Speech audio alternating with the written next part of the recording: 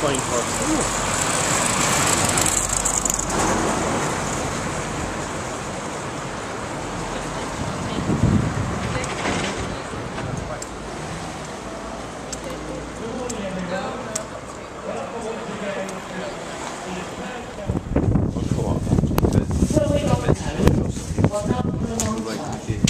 Afterwards, that was 1931 in fact. I suppose on its own. The song was just a song in twilight. After the outbreak of the Second World War, he went to live in occupied France. Then got permission to return to Zurich, where he died on the 13th of January.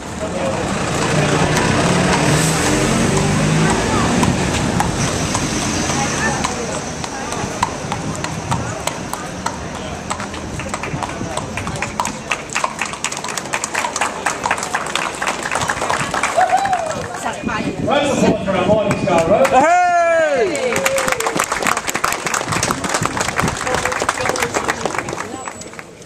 And we're going to ask our Morning Star Rose, Eileen O'Sullivan, to officially declare Bloomsday open. Firstly, I would just like to thank the committee for inviting me here today. You've done a wonderful job, and I just want to thank everyone. It's great to see everyone in Bruff come together, so I hope you enjoy your day, and I officially declare Bloomsday in Bruff now open. You're very welcome. She's a great representative for the town and lots of fun. Ladies and gentlemen, it's always great to be in your own town, and it's always great to have one of your own coming back. And for the 3rd year running, we're delighted to have Mary Harvey.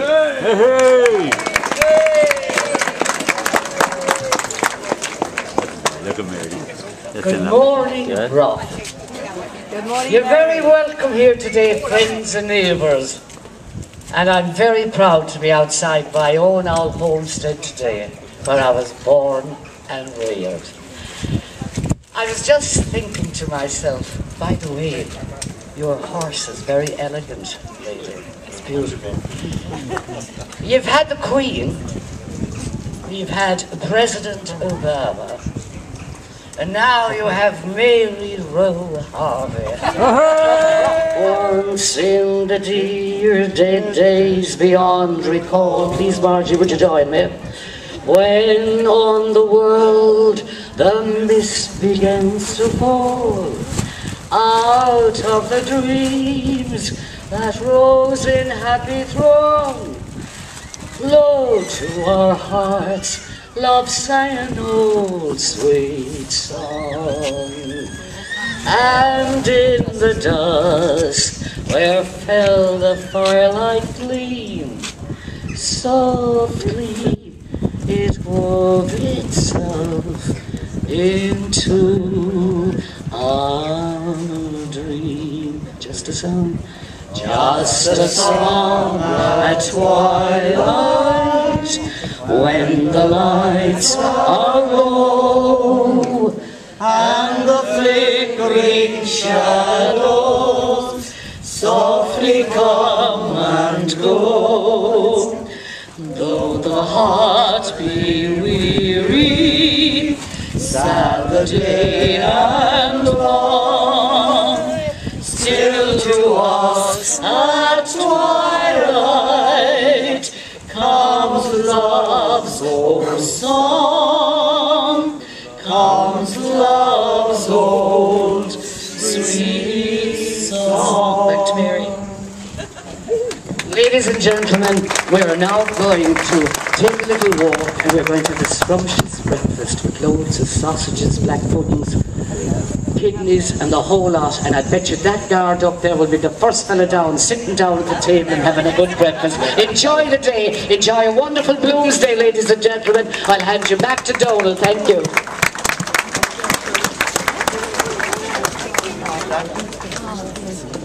Good morning, everybody. I just want a big bull of boss and another applause for your own Mary Harvey there. Fantastic.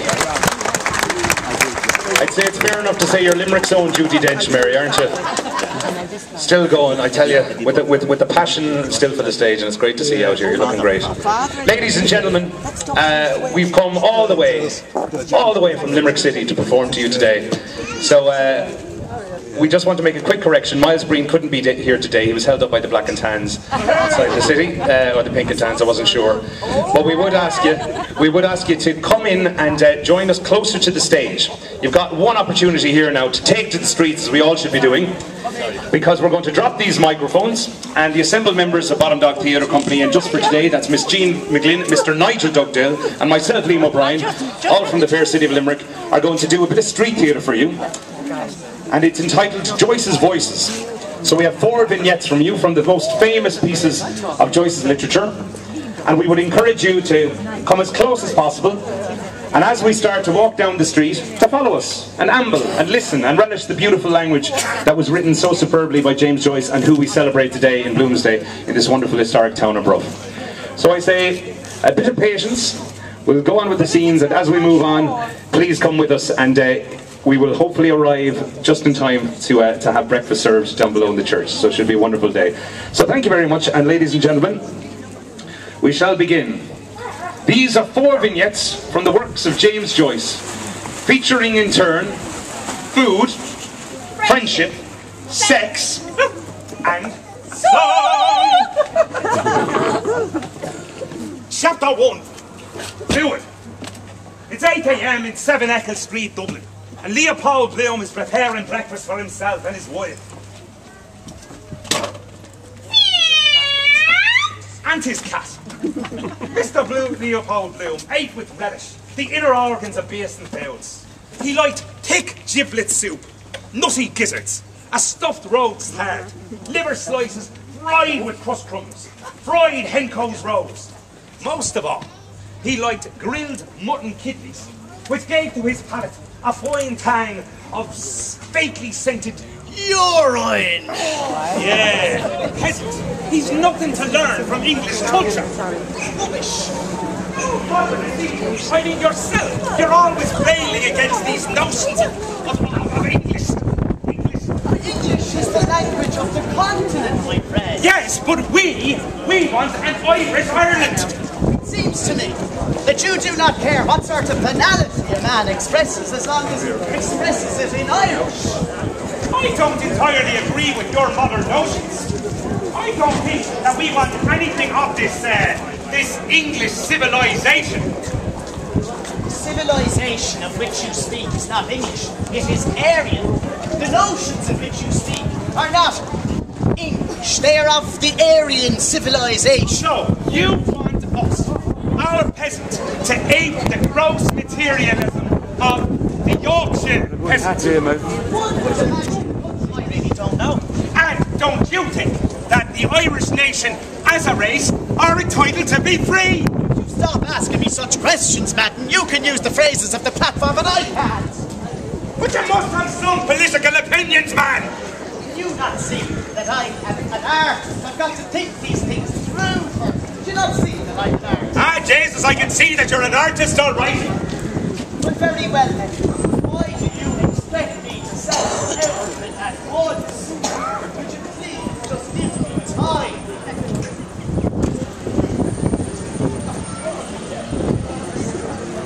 Chapter 3, ladies and gentlemen. Close your ears, little ones. Sex! Today, of course, Ulysses, quite rightly, is celebrated as a work of genius that it really is, but it hasn't always been the case. You see, it was banned in America and Ireland, and D.H. Lawrence, who was no stranger to controversy himself, had this to say about it. It's nothing but old fags in cabbage stumps of quotations from the Bible, and the rest stewed in the juice of deliberate, journalistic, dirty-mindedness. Virginia Woolf called it this. The scratching of pimples on the body of the boot boy at Claridge's. Perhaps it was Molly Bloom's famous sensuous sultry soliloquy from the closing pages of Ulysses which got them into such a tizzy. When asked if Molly Bloom was based on his wife, Nora Barnacle replied.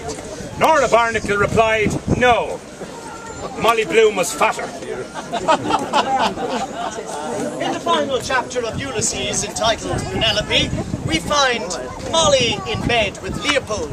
the same bed where she has committed adultery with Blazes Boylan that afternoon, we are privy to the thoughts in her head. The sun shines for you, he said, the day we were lying among the rhododendrons on Howth Head, in the grey tweed suit and his straw hat. The day I got him to propose to me. Yes. First I gave him the bit of seed cake out of my mouth. And it was a leap year like now. Yes. 16 years ago. My God, after that long kiss, I nearly lost my breath. Yes, he said I was a flower of the mountain.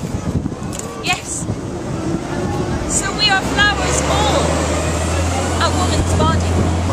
When I put the rose in my hair like the Andalusian girls used. Or shall I wear red? Yes.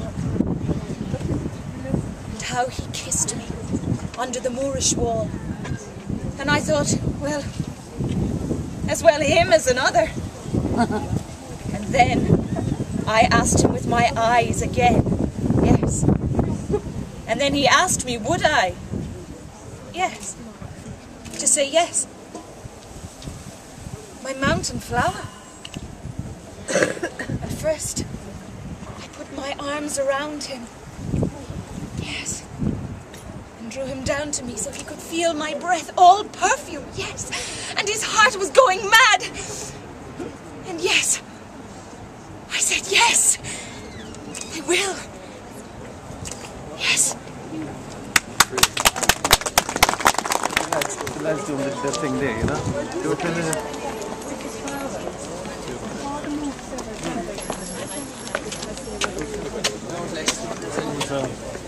And it is in the street. Well, it was in the pub. Yeah, of course. Because it was...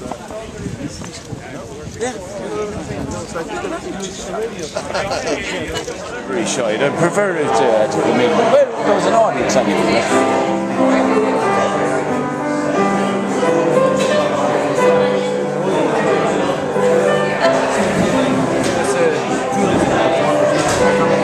I said that, I'm taking that there's only one. Just a note. Yeah, no, when it becomes a different thing to me, it's not capable of good and songs and some readings. Right, you're going to start off. Those of you who know Joyce will be aware that he spent some time in Trieste. And Peter Walton's going to start the proceedings this morning by singing us a lovely Italian song.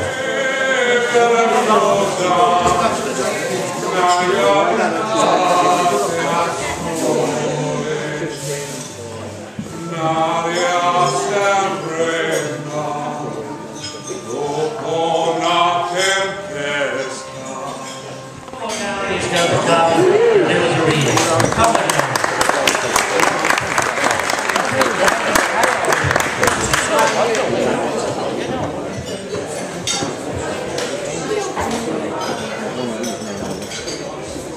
Thank you, ladies and gentlemen.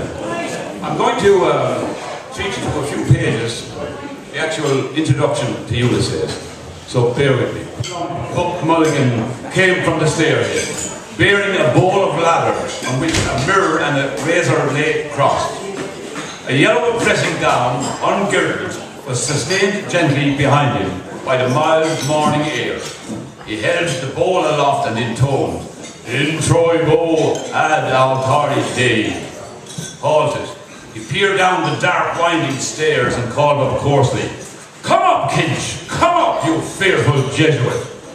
Solemnly, he came forward and mounted the round gunrest. He faced about and blessed gravely thrice the tower, the surrounding country, and the awakened town. We've done it all today, yesterday, and they enjoyed the concert last night too.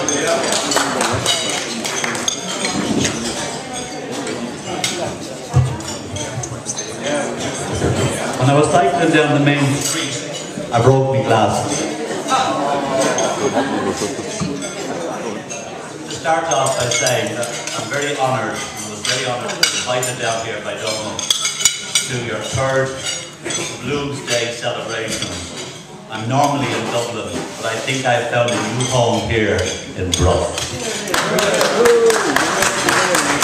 That's of course if they'll have me back. The piece that I have chosen refers to a gentleman, middle class, has fantasies about himself that he's been to India, of course he never has been, admires people like Robert Emmet, but regards them as being on the other side, but gentlemen. His name is Mr. Kiernan, and he worked in Dane Street and had just gone up to try to secure an order for the company he worked for called Pulbrook Robertson. Now this all takes place on the 16th of June 1904 at about 3:15 in the afternoon. So Mr. Kiernan has convinced the other company to accept the order and has wrapped the buyer around his little finger, and as he says himself, he got around him. So this is Mr. Kiernan, having left the premises and on his way back to Dane Street, is walking along Thomas Street and James's Street and remembering the history of Dublin.